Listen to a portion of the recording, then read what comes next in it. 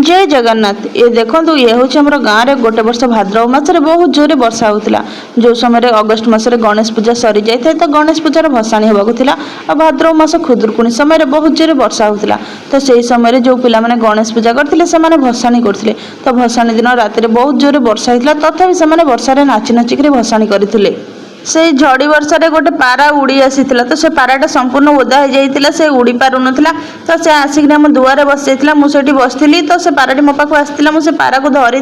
तो से पारा भी कड़े डरिक जाई ना से मो पाखे रही मुझे धरी तो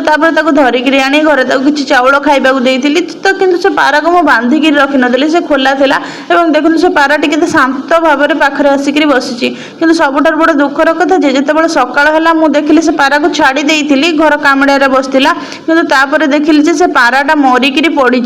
तो आम जो इलेक्ट्रिक खुंटी थी से इलेक्ट्रिक खुंटी पाखे से पाराटा मरिक पड़ा मत बहुत कष्ट लगे तो से कौन बिले हो कि इलेक्ट्रिक शॉक हो से पाराटा मरी जाता जेहेतु क्षत हो जाता बोध किसी आघात लगी तो से पाराटा उड़ी पार ना भगवान कौन केत इच्छा से कहीं कहीपर देखो पारा को बचाइबा चेष्टा कली तथापि से मरीगला।